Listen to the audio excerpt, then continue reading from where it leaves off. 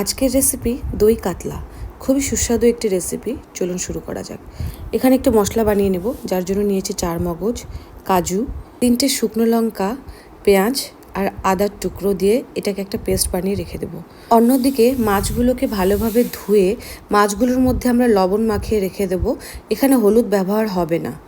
আর অন্যদিকে আমি গ্যাসে কড়াই বসিয়ে দিয়েছি। কড়াই গরম হয়ে এলেই আমি এর মধ্যে দিয়ে দেবো সাদা তেল। আজকের রান্নাটা সাদা তেলেই হবে, আজকে সরষের তেলের ব্যবহার আমরা করব না।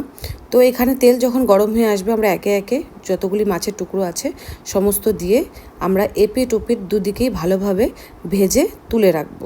সেম তেলেই আমরা এখানে দিয়ে দেবো সামান্য একটু পেঁয়াজ কুচি, একটা তেজপাতা আর গোটা জিরে।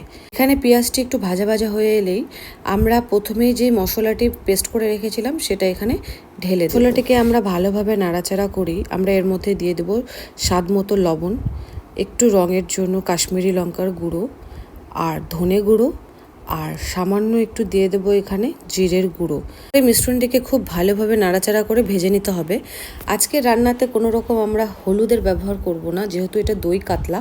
তো সেই কারণে আমাদের এই রান্নাটির রং আজকে সাদা সাদাই একটু থাকবে, ঠিক আছে? তো এটাকে ভালোভাবে ভেজে নিতে হবে। মশলাটি যখন ভালোভাবে ভাজা হয়ে যাবে, এভাবে তেল ছেড়ে আসবে, তখন আমরা এর মধ্যে ঢেলে দেব ফ্যাটানো টক দই।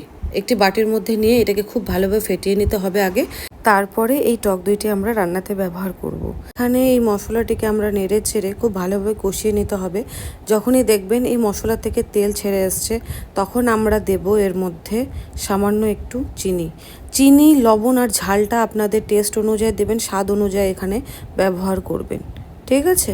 আমরা চিনিটি দেওয়ার পরে এটাকে নাড়াচাড়া করব।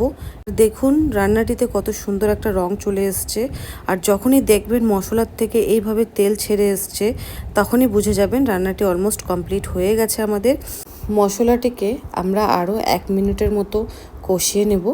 যখনই এটা তেল ছেড়ে আসবে পুরোপুরি, তখন আমরা এর মধ্যে ঢেলে দেব ভেজে রাখা সেই মাছগুলিকে ভালোভাবে এখানে দিয়ে আমরা এপিট ওপিট এটাকে উল্টে পাল্টে একটু দেব, মাছগুলি যাতে মশলার মধ্যে ভালোভাবে কোট হয়ে যায়।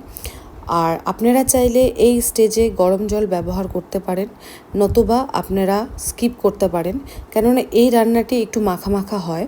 এই রান্নাতে ঝোল হতে হবে এরকম কোনো ব্যাপার নেই, সেটা আপনাদের উপর ডিপেন্ড করে আপনারা কিরম টাইপের ঝোল বা গ্রেভি বা মাখা মাখা খেতে চান, ঠিক আছে?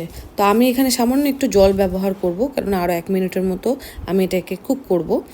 আর এখানে আমি ছড়িয়ে দিচ্ছি সামান্য একটু গরম মশলার গুঁড়োটি দেওয়ার পরে এটাকে আপনারা গ্যাসটা বন্ধ করে নামিয়ে নিতে পারেন। এখানে তৈরি হয়ে গেল দই কাতলা। অবশ্যই আপনারা বাড়িতে একবার হলে এই রেসিপিটি বানিয়ে খাবেন, আর আমাকে অবশ্যই জানাবেন কেমন লাগলো। ভিডিওটি ভালো লাগলে অবশ্যই লাইক করবেন। আমি দেখা করছি নেক্সট ভিডিওতে। ধন্যবাদ।